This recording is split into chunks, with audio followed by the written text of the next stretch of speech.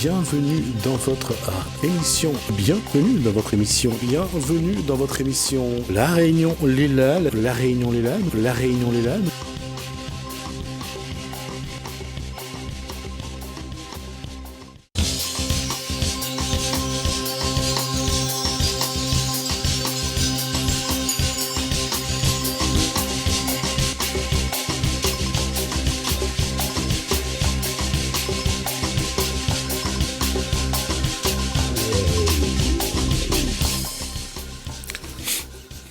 Bonsoir à tous, bienvenue dans votre émission La Réunion Léla. On va faire, je dirais, un petit voyage du côté de La Réunion, puisqu'on va parler des Mahorais de La Réunion, des Réunionnais d'origine mahoraise, pour être plus sûr pour les générations qui ont suivi. Bonsoir Shakila, mais ça va être dans Causement Réunionnais.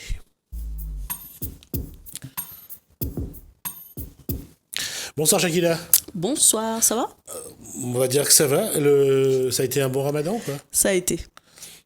Qu'est-ce qui a été le plus fort ? Le début ou la fin ? Je pense que les deux moments, le début et la fin, c'est des moments très forts, du ramadan. On aura l'occasion d'en parler. Il y a des reportages qu'on a fait à Mayotte. On pourra en parler à un moment donné. On vous fera passer tout ça. D'accord. Et votre invité, c'est ? Alors, on est avec Monsieur Hassani Abdallah, président de l'association Ouvoua-Moja Ouamtsapéré et vice-président de secteur de la fédération FAMAR, la fédération des associations mahoraises de La Réunion. Bonsoir. Bonsoir, cher monsieur. Alors, la question, c'est quoi cette association ? Cette fédération plutôt. Cette fédération est juste de naître. Bon, il était déjà, mais là, on l'a activé. C'est pour accompagner les associations mahoraises qui sont à La Réunion dans différentes manifestations, que ce soit culturelles, sportives et diverses. D'accord. Combien d'associations ça regroupe votre fédération ? Pour l'instant, on a 38 associations qui sont reconnues. D'accord, 38. Qu'on attend des associations qui viennent s'affilier. Combien de... Alors, il faudra qu'on fasse attention. Il y a les Réunionnais d'origine mahoraise, parce que ce sont des enfants de parents mahorais nés à La Réunion. Donc, ce sont des Réunionnais d'origine mahoraise. Mais globalement, combien de personnes de Mayotte qui vivent aujourd'hui à La Réunion ? Moi, dans mon niveau, je ne peux pas vous le dire, parce qu'on sait que les Mahorais, en ce moment, ils voyagent beaucoup. Et Dieu merci, on est pas mal à La Réunion. On se sent bien. Mais vous donner un chiffre, je ne suis pas à la mesure de vous donner un chiffre, mais on se sent bien et puis on vit bien ici. En tout cas, il y a une communauté mahoraise à La Réunion dans chaque commune. Tout à fait. Y compris à Sillaos. Tout à fait. Parce que les Mahorais aiment ça va vivre ensemble. Du coup, on n'a pas de frontière des tels villages. Donc on peut s'en servir, donc on peut accueillir, on se sent bien, on s'installe. D'accord. Et combien de Réunionnais vivent à Mayotte ? Autant des chefs d'entreprise en plus. D'accord. Autant de Réunionnais qui descendent à Mayotte pour ouvrir des entreprises, dont laquelle j'en connais un au port qui est un élu, qui voulait s'installer depuis X temps pour faire de la commerce au niveau de bus, à laquelle peut-être son projet est encore toujours en cours. D'accord. Alors quel est l'objectif, Shakira ? Je vais laisser Donc, la question. Monsieur Hassani, en fait, lui, il est là parce qu'il a un projet. Leur objectif, leur association Ouvoua-Moja Ouamtsapéré. Alors, j'aimerais bien, je voulais qu'on traduise ce qu'elle vient de dire là, c'est quoi ça ? Justement, Ouvoua-Moja Ouamtsapéré. Ouvoua-Moja Ouamtsapéré, ça veut dire quoi ? Ça veut dire c'est l'ensemble de Mtsapéré à La Réunion. C'est l'unité. L'unité de Mtsapérois à La Réunion. Ça va pas créer un peu de problème, ça, si on parle que d'Mtsapéré, vu que Mayotte, c'est quand même... Vous savez que nous, à Mtsapéré, on est des champions. Non, ça va pas créer des problèmes avec les autres îles, les autres parties de Mayotte. C'est connu à Mayotte. Chaque association a le droit de porter le nom de son village. Oui, c'est la fierté. Du coup, chaque association qui sont nées ici. Ah, d'accord. C'est des associations qui sont nées à La Réunion. Du coup, l'association qui est de Mtsapéré, on est obligé de dire de Mtsapéré. Comme il y en a qui sont des Aqua, qui sont de Mtsamboro, qui proviennent de leur village. Parce que bon, c'est la vendue du village. Au mieux du choix à l'avance. Alors, mais nous, on est des champions. Donc, vous êtes solidaires tous ensemble alors ? Oui, tous ensemble. D'accord, ok. Parce qu'on ne travaille pas que nous. On travaille que les Mtsapéré, mais on travaille avec toute la communauté. On est des champions. D'accord. On va laisser la parole à la championne de Mtsapéré. Oui, donc le président ici présent va nous parler d'un projet de création de village de Banga Vous savez ce que c'est le banga?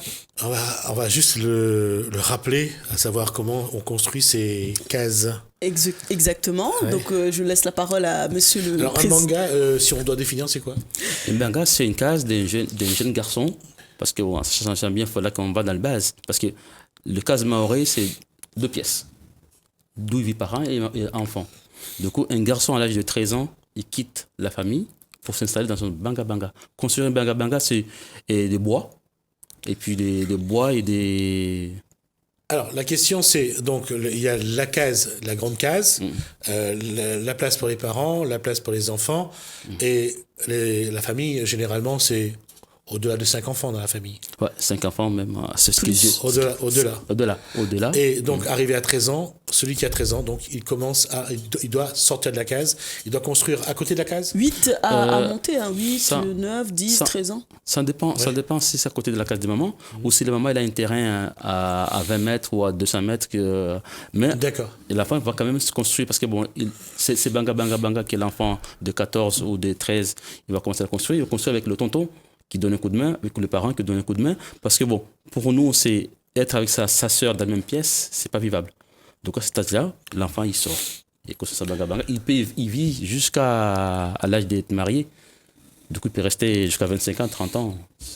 On va juste préciser une chose, c'est, et là aussi, il faut reconnaître aux traditions des valeurs, et c'est vrai, nos ancêtres, quelles que soient les origines, ont ces valeurs. Il est clair que lorsqu'un gamin arrive à 13, 14 ans, qu'il rentre en puberté, enfin même avant, aujourd'hui à 10 ans, il commence à avoir des réactions biologiques, et laisser un jeune garçon avec ses filles, avec ses sœurs dans la même pièce, c'est pas forcément une bonne chose, d'autant que le corps a ses évolutions. Tout à fait. C'est pour cela on nous a éduqués comme ça, avec le Coran. Du coup, bon, voir être devant sa sœur, c'est pas logique. Et c'est à de là qu'on a eu l'idée de créer un village ici au port, avec la jurée, l'accord de la mairie, Dieu le souhaite bien, et qu'on puisse créer, pendant les vacances, créer un village maoré au fond de mer du port, pendant tous ces temps-là, et former les jeunes à faire des banga-banga. Parce qu'un banga-banga suppose des... Bon, nous, c'était juste un petit banga-banga avec les fleurs aux alentours. Mais on va essayer de rentrer vraiment dans la globalité des banga-banga, de cases pour les parents, faire un cours et faire un arrière-cours derrière pour faire le compte de besoin, plus l'endroit où laquelle on cuisine. Exposer un peu la vie mahoraise à nos enfants, à Mahorais qui sont nés à La Réunion, qui ne connaissent pas ces valeurs-là, la tradition, et des Mahorais qui sont grandis ici, qui n'ont pas eu la chance de connaître. Alors, juste aussi un petit point que je tiens à le faire. 13 ans, c'est un âge qui est dans beaucoup de communautés importantes. Chez les catholiques, c'est la communion. Chez les juifs, c'est le bar mitzvah. Chez donc les Français d'origine mahoraise, donc c'est partir parce que c'est le moment de grandir aussi. De grandir. Non, parce que c'est de grandir également, mais on a cette courage-là de dire, voilà, je vais grandir, je vais essayer de m'instruire avec les voisins, avec les tontons et machin, tout ça, jusqu'à l'âge de 15 ans. Déjà, le Maoré, à l'âge de 15 ans, il est autonome. En général, il est autonome. Oui, mais dans ce que vous avez dit, il faut quand même voir une chose. L'oncle a un rôle important. Oui. Parce que c'est lui qui doit expliquer à l'enfant son évolution aussi, ce qui va se passer. Parler de sexe, bien sûr. Oui, il y a tout ça. Parce que bon, avant, on ne parlait pas beaucoup de sexe, niveau de sexe. Mais maintenant, on en parle. Le père n'en parle pas, mais on le sait. On sait que c'est le tonton. On le voit un peu plus. C'est un peu plus prononcé chez les Comoriens, parce que la place de l'oncle est un peu plus précis, un peu plus présent. Oui. Parce que l'oncle est beaucoup plaisant, parce que l'oncle apporte toujours un peu tout. L'oncle a peur un peu de lui, l'oncle est sage, l'oncle amène un peu machin, on peut rigoler beaucoup avec l'oncle qu'il paraît, avec le père. Je vais le dire, vous me corrigez si je me trompe, hein, et je ne veux insulter personne. Il faut savoir aussi qu'il y a, je sais pas si aujourd'hui, je crois pas qu'aujourd'hui ça soit. J'en ai parlé avec une Comorienne. Il y avait aussi une époque où c'est l'oncle qui déflorait la nièce. Est-ce que ça c'est quelque chose que vous connaissez? Ça, je pense que non. c'est. Moi, je pense. Non. Dans notre coutume, ça n'a rien à voir. En tout cas, c'est ce qu'elle m'a expliqué. Si. C'est peut-être C'est ce qu'elle jamais Comores. expliqué. C'est Aux Comores. peut-être en Ah non, grand- non, j'ai en- parlé aux Comores. J'ai Oui, pas il dit, faut, et je pense qu'il faut préciser parce que quand on explique. Non, je parle de tradition. Je parle pas de Comorien, Maoré. Je dis, voilà une tradition qui a existé, qui existe ou qui existait aux Comores. C'est ça que je dis. Là-dessus, non, on non, peut pas. moi, je peux pas vous corriger rentrer, là-dessus parce que bon, le Comore et les Maoris, ce sont des musulmans avant tout. Et dans la vie musulmane, ça n'existait pas ça. Ça fait un individu. D'accord. Mais c'est pas dans la religion musulmane, ça n'a aucune autorisation de qu'un tonton viole sa nièce ou machin. Non, non. C'était c'est pas un viol, C'est hein. pas un viol, hein. Je Si, veux mais dire. bon, Si chez on nous, remonte. chez nous, parce c'est que- considéré parce parce que que c'est le viol, parce tonton, que- le tonton, c'est comme le papa. Parce qu'un enfant, D'accord. Voilà. nous on attend chaque parent attend chaque parent musulman attend de sa fille une virginité. Du coup, c'est pas le tonton de C'est-à-dire la. que la fille, y compris chez quelle que soit la communauté, que ce soit mahoraise ou comorienne, la fille doit être vierge au mariage. Ouais. D'accord. Ça, c'est ce qui- nous, en tant que. Quand on parle de Comores, de Mayotte, ça arrive même dans la même culture musulmane. Du coup, pour nous, une fille vierge doit se marier vierge. D'accord. Et c'est pas à tonton ou au machin de penser à la vérité. Du coup, C'est ça au reste. mari, c'est au mari, en tout C'est cas. au mari, D'accord. qui n'a rien à Ok. voir avec la famille, qui D'accord. vient demander la main à l'enfant. Du coup, que ce soit communauté grande comorien ou maoré, je pense qu'un individu ne doit pas présenter une communauté. D'accord. Sachant aussi que pendant les mariages, ce moment tant attendu où la fille va donner sa virginité à son mari, les grands-parents, les parents sont là, ils assistent à cette... Dans la chambre. Oui, grands-parents. dans nos C'est- cultures. c'est ce que tu as- c'est ce que- Exactement, moi j'ai déjà assisté à des mariages. Non, pour toi. Non, mais pour moi, ça s'est pas passé comme ça. Fort heureusement pour moi. Mais je veux dire, dans notre communauté, c'est carrément un prestige quand la maman va annoncer à ses copines qui sont restées derrière la porte, parce que des fois, c'est la grand-mère qui est là, qui reste là comme ça, en regardant si... Ça saigne. Exactement. Et quand ils prennent ce petit tissu pour le montrer à tout le village, parce que voilà, ils sont fiers et c'est un moment de fierté. de pure fierté. On peut pas se D'accord. permettre. Ok. Non, je posais la question parce que j'ai eu une discussion avec, je rappelle, avec cette personne-là, et elle m'a raconté pour elle, c'est une tradition. Donc, c'est pour ça que je vous pose la question pour Non, mais savoir. je pense qu'à demi-mot, elle voulait avouer qu'il y a eu de l'inceste chez eux, qu'il y a eu des viols, et ça, on pourra en parler, parce qu'en Grande Comore, pas seulement, mais il y a beaucoup de familles qui vivent ça. Il y a D'accord. beaucoup de familles, j'en ai rencontré certaines. Bon, c'est pas facile de les faire venir sur un plateau télé, mais on pourra trouver des personnes qui pourront témoigner même à visage caché. Un visage caché. Voilà, pour expliquer ce qu'ils vivent. Et ça, je le sais. D'ailleurs, je fais un appel aux associations, aux personnes qui accompagnent ces personnes, pour qu'on puisse justement mettre Se marier vierge aujourd'hui, c'est un élément important dans un couple, c'est-à-dire quand un couple commence ainsi. Eh bien, une question quand même. Je vais mettre les pieds dans le plat parce que c'est vrai aussi dans certaines communautés à La Réunion. Pourquoi la fille doit être vierge à son mariage et pourquoi l'homme peut ne pas être vierge à son mariage? Pourquoi la fille doit être vierge à son mariage? Parce que la fille, c'est le bijou de la famille. Et la fille, elle a tout à y gagner. Parce que les parents, Et l'homme a tout à perdre? Non, je ne dirais pas le contraire. Mais l'homme, la fierté... un homme, on peut pas savoir s'il est vierge ou pas. Un homme à l'âge de 15 ans, il perd de sa vierge. Parce qu'il jouit déjà. Du coup, comment un homme peut être vierge car c'est un homme? Mais une femme, lui, il a un secret qui est énorme. Sa virginité, qui était créée comme ça. Parce que bon, chaque fois, je dis toujours à mes enfants, la meilleure repas que Dieu nous a préparé, nous les hommes, c'est la femme. Du coup, prendre une virginité d'une femme, c'est une fierté. Et avoir une virginité d'une femme, les parents sont fiers. D'accord. Tous ses parents sont fiers. Du coup, la jeune fille, qu'est-ce qu'elle a gagné? Elle a une maison qu'elle n'a pas construite. Elle a des meubles qu'elle n'a pas achetés. Il a des bijoux qu'il n'a pas même pas achetés, juste parce qu'il est vierge. C'est très machiste. Mais c'est ça là. J'espère que les femmes faire éreinter dans la rue. J'étais en train d'acheter une femme avec 2 chameaux et 3 bœufs. Ça, c'est à l'ancien temps. Mais aujourd'hui, une jeune fille de 15 ans qui se marie à 18 ans ou à 20 ans, qui n'a pas travaillé de sa vie pour construire une maison, il arrive juste pour un mariage, avoir une maison carrelée avec tous les meubles qui coûtent aussi cher. dans sa maison. Il arrive juste parce que, bon, la donner la fierté à ses parents et à ses oncles, à sa famille, d'être vierge. Il n'y a pas que la famille qui donne des cadeaux, il y a aussi tout le village. On appelle aussi les chongi. Le chongu. Le chongu. C'est des associations de mamans. C'est pour ça que je dis que c'est une fierté pour la maman de pouvoir annoncer à toutes les autres femmes de l'association du village que ma fille, elle était vierge. Donc ça, c'est quelque chose qui va rester dans le village. Vous savez, elle a marié sa fille vierge. Sa fille Amina, sa fille Fatima est restée vierge. Donc c'est toute une vie, c'est une vie de prestige. C'est même, ça lui donne un rang de notable. Donc en fait, si on revient au projet de la construction de Banga, ça revient aussi à donner aussi à ces jeunes ces valeurs-là. Parce que c'est l'occasion aussi dans les Bangas où les tontons ont aussi un accès avec leurs neveux pour essayer de leur donner un peu des pistes pour savoir comment devenir un homme. Oui. Voilà. La question, elle est là. Et d'ailleurs, on voulait, justement, ça fait 5 ans que l'association Ouvoa Moja Wamtsapere existe. Quels sont vos objectifs ? Les objectifs de l'association, c'est d'accompagner déjà les personnes en difficulté. Quand je dis les personnes, surtout les jeunes en difficulté de scolarité ou qui ont réussi à avoir un bac à plus, qui mettent surtout en difficulté de trouver un emploi ou de s'insérer.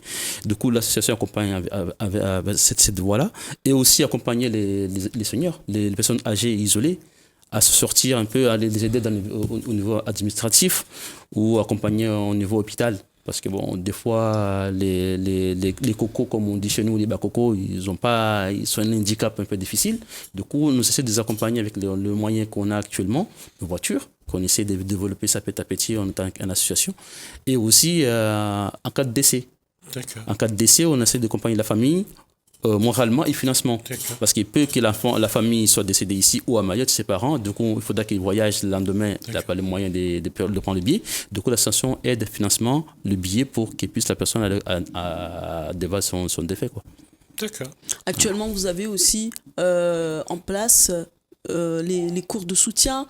Vous voulez aussi les aider au niveau scolaire, c'est ça ? Oui, c'est ça, au niveau scolaire. Parce que bon, beaucoup de jeunes, il y en a qui sont venus ici à pas parler le français, mais qui sont en difficulté. Déjà, l'école aide beaucoup. Dieu merci que l'école à La Réunion, je dirais, le top par rapport à Mayotte. Je ne dirais pas qu'à Mayotte, il n'y a pas d'enseignants, mais le mode de travail n'est pas pareil.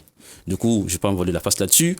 Moi, mes enfants ne sont pas nés à La Réunion, mais ils ont appris beaucoup à La Réunion. D'accord. J'ai trois garçons qui sont à Métropole, avec leur billet de scolarité qu'ils ont bien reçu, et un 4e qui est encore à la maison, qui a 14 ans, qui essaie de sortir. Et quand j'ai vu le résultat par rapport à comment il était à Mayotte et ici, il a beaucoup progressé. Du coup, bon, ici à La Réunion, on a de la chance d'être français et d'avoir des écoles qui fonctionnent très bien. Et les enfants, ils sont bien. Et je dirais quoi encore ? Que l'enfant qui est né à Mayotte, qui grandit à La Réunion, et on m'a donné ça comme un Réunionnais parce que bon, on est beaucoup intégré à La Réunion parce que mon enfant, il est venu à La Réunion au bout de 4 ans, il parle le créole comme il est né là. Justement, la question est ici puisque vous aborde ce problème-là, c'est justement l'intégration des Mahorais aujourd'hui dans la communauté réunionnaise, puisque aujourd'hui on parle de la communauté réunionnaise de la Réunion, parce que c'est une communauté à la Réunion. Est-ce que cette adaptation-là se fait vraiment simplement, ou est-ce qu'il y a encore des enfants? Parce qu'à l'époque, il y a une 10-15 d'années, lorsqu'on en parlait, j'en parlais avec les jeunes, il y en avait qui avaient envie de rentrer, il y en a qui avaient envie de retrouver leurs parents. Aujourd'hui, comment ça se passe? Vous savez, il y a 15 ans de ça, pourquoi la femme mahorais qui était à La Réunion il y a 15 ans de ça, il voulait rentrer à Mayotte pour retrouver ses parents?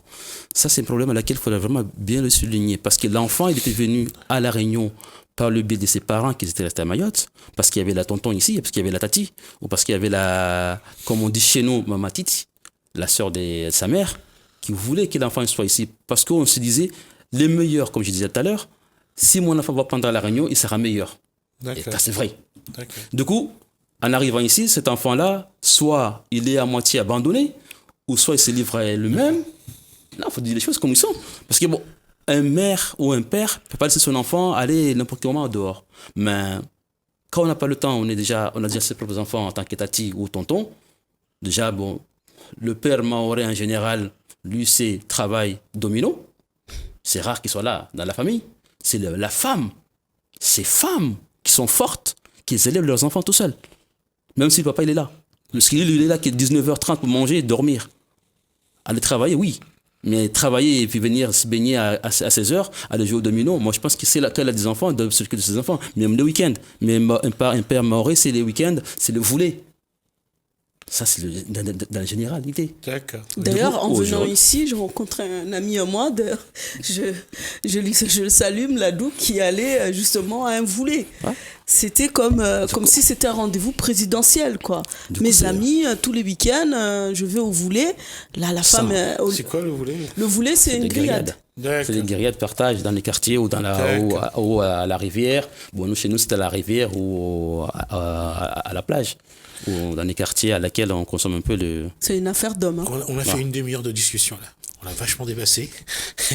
Je vous remercie. Alors qu'on voulait vous passer une petite vidéo, ça sera la prochaine fois. Ce sera pour la prochaine fois. On se retrouvera. En tout cas, on essaiera de voir un petit peu comment évolue. En tout cas, comment les Réunionnais d'origine mahoraise s'intègrent peu à peu dans cette communauté réunionnaise. On verra un petit peu. On a fait. Donc, je disais donc la question est de savoir aujourd'hui comment se faire pour que les choses se évoluent à la Réunion. Alors, alors on m'a dit j'aurai un petit peu de temps, donc je vais revenir sur ce point-là. C'est quelque chose de vrai aujourd'hui, c'est-à-dire que c'est vraiment que cette intégration-là, à travers l'école, et on voit aussi les traditions mahoraises sont de plus en plus visibles, on voit dans les fêtes, on voit dans les fêtes de rue. C'est cette démarche-là que la fédération souhaite aussi porter un peu plus. Ouais, tout à fait, un peu plus, parce que bon, le Mahorais, maintenant, il se disait, bon, il a quand même sa place à La Réunion. Parce qu'avant, on s'est laissé des peu derrière. Bon, parce que tout le monde parlait de Comoriens. Et Mahorais a dit, bon, écoute, nous, on est les Mahorais, il faudrait qu'on montre nos valeurs, il faudrait qu'on montre que nous aussi, on est social, on est actif, on a des choses à porter, on a des choses à montrer à nos enfants, on a des choses à montrer aux Réunionnais, nos enfants réunionnais qui sont nés ici. Montrons-le au niveau sportif, au niveau culturel, au niveau culinaire. Même comme vous le voyez, la Yid et les événements culturels. Du coup, on montre. Et en plus, ce qui est bien aujourd'hui, c'est que les Réunionnais lui-même, ce soit politiciens ou autres, ils comprennent maintenant le sens de dire Maoré. C'est quoi le Maoré? C'est qui est Maoré? Du coup, le Maoré lui-même, quand il se développe, on arrive à le connaître. Le rôle du Maoré, il est un peu plus important aujourd'hui. Pourquoi? Parce que c'est un petit peu le lien entre l'Afrique et la Réunion. Si on regarde le positionnement de l'archipel des Comores, les Comores, Mayotte est dans le canal du Mozambique. Donc, c'est un vrai lien entre, justement, l'Afrique et la Réunion. Je pense qu'aujourd'hui, les Maorés peuvent être aussi, comme les Comoriens d'ailleurs, peuvent être le trait d'union justement entre la Réunion et l'Afrique. Est-ce que ce rôle-là, vous dites que finalement, vous apportez un petit peu d'Afrique à la Réunion parce que quelque part, la Réunion a un petit peu oublié son africanité? Non, là, je ne dirais pas que la Réunion a oublié son africanité parce que bon, moi quand je suis venu à la Réunion, pour moi, je me suis dit, je suis bien chez moi. Honnêtement, quand je suis arrivé à la Réunion en 99, je suis arrivé, je suis descendu, je dis, c'est bon, je suis chez moi. Quand j'étais à la métropole, je disais non. Moi, si je sors de Mayotte pour aller vivre à la métropole, non. Mais si je me sens à la Réunion, je tourne, je trouve toujours un Africain. Pour moi, un Réunionnais, reste un Africain, et d'où à laquelle j'en suis fier d'être là. Parce que bon, comme je disais, je regarde à gauche, je regarde à droite, même si je vois des métropolitains ou des Réunionnais qui les dépôts, partout dans le monde, c'est comme ça. Il ne faut pas oublier que Mayotte est sous les feux de projecteurs, tout simplement parce que c'est le dernier département français, c'est le plus jeune département français, et il y a des enjeux aussi. Et puis, comme je disais, c'est que les Réunionnais ont commencé à débarquer à Mayotte dans les années 70. C'était le moment où il fallait aller faire travailler, mettre des tuyaux, mettre de l'eau. Je connais des gens de ma famille qui sont également partis. Et c'est vrai que ça a commencé un petit peu. Les Réunionnais ont été les premiers d'ailleurs à faire le voyage pour aller travailler. Après, il y a eu ces échanges entre la Réunion et Mayotte. Les Maoris sont venus un peu plus à la Réunion. Et pour aller dans ce sens-là, la question, c'est aujourd'hui, c'est comment il faut qu'il y ait cette évolution-là. Comment les Maoris, puisque de toute façon les Maoris vont s'intégrer également la communauté réunionnaise, comme les Réunionnais de Mayotte intégreront la communauté mahoraise, comment faire en sorte justement pour que puisque on le voit aussi, on parle de travail, mais combien de Réunionnais ont épousé, ont fait des enfants à des Mahoraises, combien de Mahorais épousent aujourd'hui des Réunionnaises. Donc ça va dans les deux sens, j'allais dire cette évolution, cette intégration. Comment bien préparer justement cette évolution, faire en sorte que demain, la communauté réunionnaise intègre tous ses frères finalement.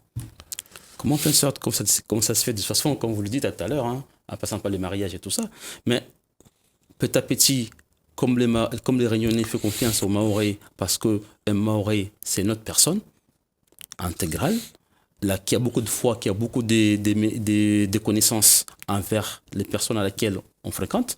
Du coup, c'est AD-là, moi je pense que c'est AD-là que les femmes réunionnaises se marient avec les Mahorais, ou les Mahorais se marient avec les Réunionnaises, parce que on sent que on se comprend dans ce langage-là, dans un milieu intu qu'on se comprend, qu'un Mahorais, lui, tout ce qu'il souhaiterait, c'est juste bien vivre.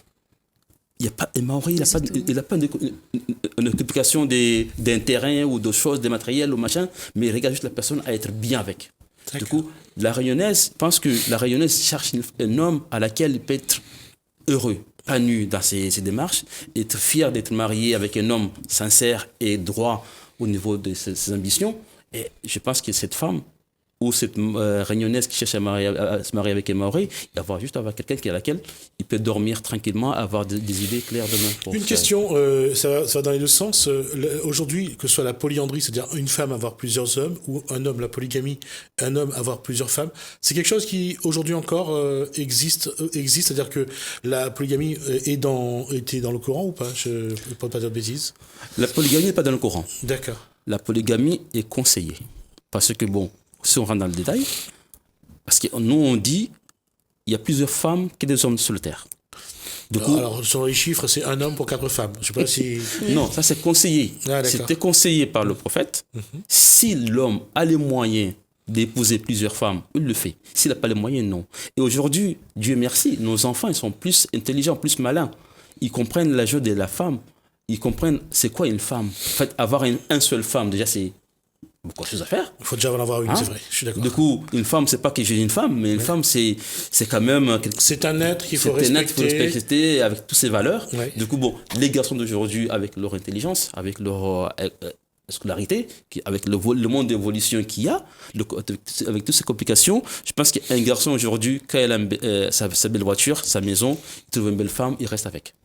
Il n'a pas besoin d'aller voir 2-3 femmes parce que c'est pas que ses parents ou ses arrière-parents ont fait qu'il lui devra faire. Non, parce que lui, il réfléchit 1000 fois. Bon, écoute, déjà avec un seul, on a beaucoup du mal à se sortir. Pourquoi avoir un deuxième? Du coup, je pense que les jeunes filles aujourd'hui non plus, ils aimeraient bien avoir qu'un seul homme parce que c'est la vie d'aujourd'hui. La vie d'hier, on mangeait des maniocs ou des bananes, on était bien. Mais aujourd'hui, non, il faut aller à Jumbo, il faut aller dans les grands magasins. Et là, c'est la monnaie. Il y a aussi une chose qu'il faut rappeler, parce que le président, lui, représente l'association Ouvoa Moja Wamtsapere, vice-président de secteur ouest de la fédération.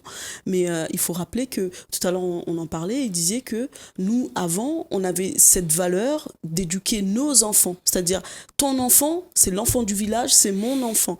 Donc, c'était le rôle qu'il voulait dire tout à l'heure, c'était le rôle du tonton.